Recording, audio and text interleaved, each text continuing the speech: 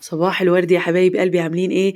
فيديو النهارده الجزء التاني من الفيديو بتاع امبارح، ازاي تملي تلاجتك بكل الخير يبقى فيها كل حاجه قبل المدارس وقبل رمضان باقل التكاليف باذن الله. والكميات اللي احنا عاملينها تقدري تضاعفيها على حسب عدد افراد اسرتك. يلا بينا. اللهم اني وكلتك امري فكن لي خير وكيل، ودبر لي امري فاني لا احسن التدبير. بسم الله الرحمن الرحيم. اول حاجه نص كيلو من الفول المدمس البلدي عشان ندمس فول جميل كده، 100 جرام من العدس الأصفر، معلقة كبيرة من الكزبرة الناشفة، فصين من التوم، ونغطيهم بالمية كويس جدا ونبتدي نولع عليهم النار. لازم نبقى حاكمين الغطا كويس قوي بتاع الفوالة أو الحلة بتاعتنا. بحط قطعة من الفويل واغطيها كويس قوي عشان يتكمر كده الفول ويستوي سوا كويس قوي. لو انت مولعة عليه 9 الصبح اطفي عليه 9 بالليل.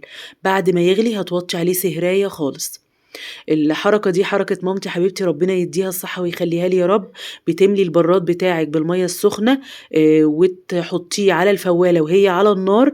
منين ما الفول بيحتاج لمية بتزودي منه، بلاش تزودي الفول بمية ساقعة. الحركة دي عشان الناس الكسلانين اللي زي كده ما تضطريش تزودي مية ساقعة فتبوظي الفول، فالقشرة تفصل عن الحباية والفول بتاعك ما يبقاش أحسن حاجة يعني. بصي بقى منظر الفول وجماله مهروس لوحده كده، لونه جميل من غير ما نحط لا كركم ولا صلصة ولا طماطم. طبعا الكركم جميل قوي على فكرة وبيدي لون جميل، بس انا ما كانش عندي، فما فيش حاجة دايما توقفك. بالهنا والشفا. تاني وصفة معانا المربى. 2 كيلو من الفراولة الفاخرة الجميلة. اوعي تجيبي فراولة مهرية عشان لو انت بتخزنيها تعيش معاكي أطول فترة ممكنة. ال2 كيلو بنحط عليهم كيلو من السكر.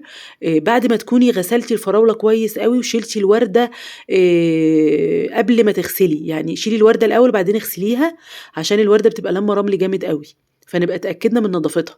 وبعدين بتمسكي كل حباية تقطعيها بالنص، وبتوزني الفراولة بعد ما بتشيلي الوردة. وبعدين هما 2 كيلو بعد ما شيلتي الوردة تحطي عليهم كيلو من السكر، يبقى لكل 2 كيلو كيلو من السكر. هتلفي الفراولة بتاعتك كويس بالسكر وتسيبيها في التلاجة طول الليل، وتقومي بعد الظهر بإذن الله تولعي عليها في حلتك. الحلة تكون محملة، مش حلة لصاج ولا استلس عشان ما تلسعش منك.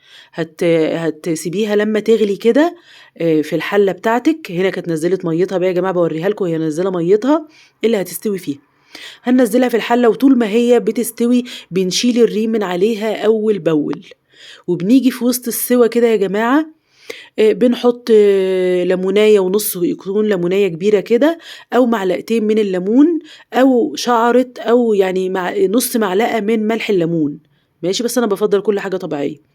قبل قرب السوا كده انت بتحبيها مثلا مش حب زي حالاتي كده، عشان تبقى زي قوامك جاهزة بالظبط، بتنزلي عليها بالمهرسة بتاعت الفول كده جميلة، هتوصلك أفضل قوام. في اللحظة دي كنا طفينا. بصوا القوام يا جماعة طري، اوعي تطفي عليها وهي قوامها متماسك، وإلا هتجمد منك لأنها بتتماسك بعد ما بتبرد. لو اتمسكت منك قوي بعد ما بردت تقدري ترجعيها الحلة تاني، وتحطي عليها كوباية من المية، ولما تندمج وتغلي مع المية كويس قوي تنزلي فيها في البطرمانات بتاعتك بعد ما تكوني منشفاها كويس قوي، وبالهنا والشفا. هنا معانا وصفة الطحينة. معانا ربع كيلو من السمسم، واخدين منه في حدود 50 أو 70 جرام من السمسم، محمصينه كده على جنب ما تغمقيهوش. ربع كيلو السمسم اللي احنا بنحمصه دوت اللي هننزل بيه كمان شوية عشان يدينا لون حلو للطحينة. باقي السمسم اللي احنا مش محمصينه ده هنسيبه كده في الطاسة من غير اي مادة دهنية خالص. احنا بنحاول نطلع منه الرطوبة مش اكتر. اول ما تحسي ان هو سخن معاكي كده كده انت خلاص تمام، تنزلي بالسمسم بقى اللي انت كنتي محمصاه من غير اي مادة دهنية، وتقلبيهم مع بعض. وتنزلي معاهم برضو بعد ما تلفيهم كده مع بعض، تنزلي معاهم بكوباية من الدقيق. في ناس ما بتحبش الدقيق في الطحينة يا جماعة، أنا شايفة إن ما ينفعش خالص طحينة من غير دقيق. الدقيق هو اللي بيظبط قوامها وبيديكي الإحساس كأنها زي بتاعت بره بالظبط. تمام. هننزل دلوقتي بالدقيق ونبدأ برضو نقلبه كده في الطاسة عشان نطلع منه الرطوبة اللي فيه، مش أكتر يا جماعة. الخلطة بتاعة السمسم والدقيق بعد ما شوّحناهم في الطاسة وطلّعنا منهم الرطوبة، تقدري تحطّيهم في الكبة بتاعتِك، تفرميهم فرم ناعم جدًا، وبعدين تنزّليهم في الخلاط مع الزيت بتاعِك. لكن أنا والله عندي مشكلة في الكبة، فأنا اضطريت أحطّهم على طول في الخلاط بتاعي، وبعدين نزلت ضربتهم بقى في الخلاط مع الزيت. ده بسبب يعني إن أنا الكبة بتاعتي ضعيفة شوية فاضطريت أعمل كده. لكن أنتِ طالما عندِك كبة اضربيهم كويس جدًا في الكبة يبقوا ناعمين أوي، وبعدين انزلي في الخلاط مع الزيت. هنا برضه أنا حطيت الزيت في الأول في الخلاط بتاعي عشان الخلاط بتاعي برضه ضعيف، فعشان يبقى هو المادة السايلة اللي هتضرب الطحينة. لكن أنتِ برضه لو خلاطِك قوي هتنزلي الأول بالخلطة بتاعتِك جوّه الخلاط، وبعدين تنزّلي الزيت عليه سرسوب لغاية ما توصلي للقوام المناسب بتاعِك. تمام، الزيت يا جماعة ما لوش معيار، لكن أنا كنت حاطة كوباية، الزيت انزلي بسرسوب لغاية ما توصلي للقوام المناسب ليكِ. هنا عبيناهم بقى في البطرمانات بتاعتنا تكون ناشفة طبعًا، وخلاص بالهنا والشفا بقى، ينفعنا بقى في الفول بتاع رمضان، كل سنة وأنتم طيبين. هنا هننزل بالحلاوة بتاعتنا. طبعًا هتستغربوا إن أنا مستخدمة دقيق في طريقة الحلاوة، كوباية من الدقيق يا جماعة حاولت كده أحمّصها أو أسويها عشان ما تبقاش نيّة في الوصفة بتاعتي، وبعدين نزلت باصفّيها عشان ما يبقاش فيها أي تكتلات عشان ما تبوظش الحلاوة. هنا أنا كنت باحاول ألاقي لكم وصفة موفّرة بمكونات موجودة في البيت عشان ما تتكلّفيش أي حاجة، ودي دايمًا محاولاتي في القناة بتاعتي إن أنا إزاي أوصل بيكِ في أي وصفة بأقل المكونات والتوفير. لإن طبعًا اللبن البودر أو اللبن البودرة غالي شوية، فأنا قُلت أمّا أجرّب دوّرت كده لقيت وصفة على إحدى القنوات فيها استخدام الدقيق في الحلاوة. بس الوصفة ما طلعتش يا جماعة أحسن حاجة وهاقول لكم دلوقتي. بعد ما صفّينا الدقيق هننزل عليه بكوباية من نفس الكوباية لعايرة الدقيق، بكوباية من السكر البودرة، وهنقلّبهم وبعدين ننزل بكوباية من الطحينة اللي إحنا كنا لسه عاملينها. تمام، وهتقلّبيهم وكده خلصت وصفتِك. النتيجة هنا يا جماعة ما كانتش أحسن حاجة، طلعت بالضبط هنا الحلاوة شبه بالضبط عارفين يا جماعة الحلاوة السبريت اللي إحنا بندهنها على الساندوتشات؟ هي طلعت النتيجة كده بالضبط، أو طلعت زي زبدة الفول السوداني مثلًا، الولاد حبّوها وكل حاجة، بس ما طلعتش حلاوة طحينية. فأنا كنت باحاول وكانت دي أول مرّة أجرّبها معاكم، وكنت متخيلة إن هي ممكن تطلع حلوة، لكن ما طلعتش وأنا حبيت أورّيكم النتيجة، نتيجة مش سيئة لكن مش حلاوة طحينية. الحلاوة الطحينية بتاعتنا يا جماعة هي كوباية من السكر البودرة، بنفس الكوباية تعايري كوباية من اللبن البودرة، وتقلّبيهم وتنزلي عليهم بكوباية من الطحينة. عفوًا أنا آسفة يا جماعة. وتقلّبيهم وتمسكي ال ال ال ال الخلطة بتاعتِك كده بإيدِك، بكَف إيدِك كده تحسّي إن هي زي الرمل المبلول اللي إحنا بنلعب بيه كده على الشط، تلاقيها خدت شكل كَف إيدِك لكن في نفس الوقت بيفُك منِّك زي الرمل.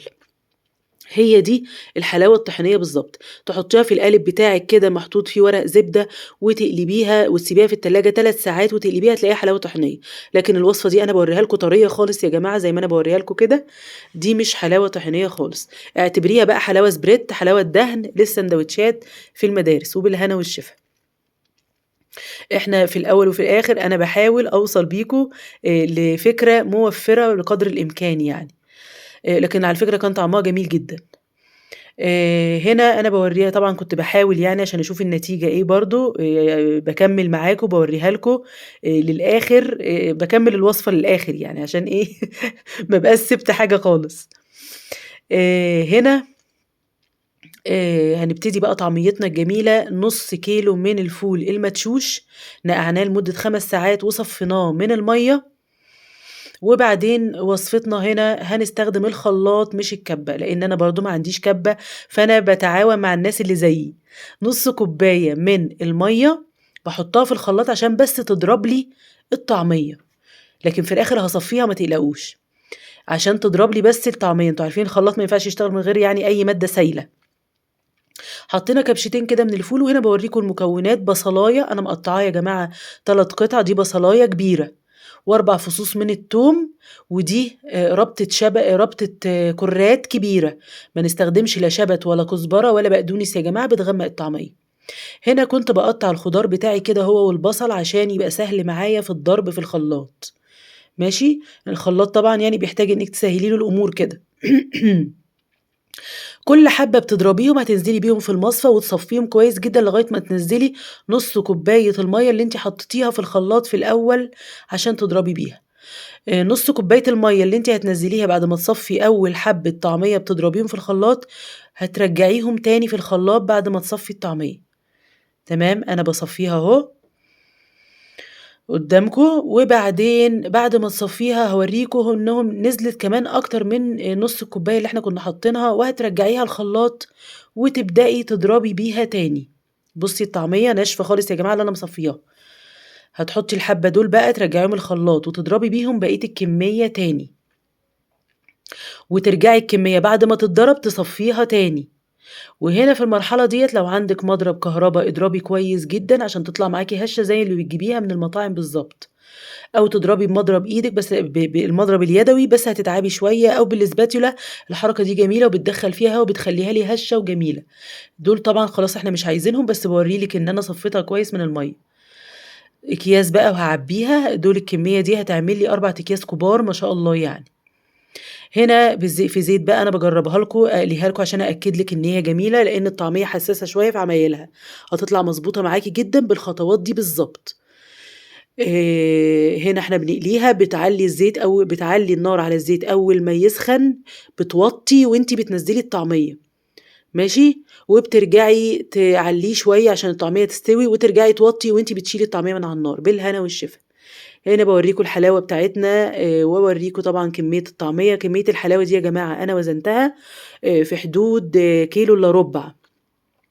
الفول الجميل، الطحينة، افتكري إن الزيت بينزل سرسوب على الطحينة، مش ضروري كوباية زيت كاملة، انزلي بالزيت لغاية ما تلاقي القوام المناسب ليكِ. الفراولة تحفة مضبوطة جدًا يا جماعة وسُكّرها مضبوط، كل المقادير كويسة جدًا، نفّذيها وبالهنا والشفا، املي بيتِك بالخير، ما تكسّليش.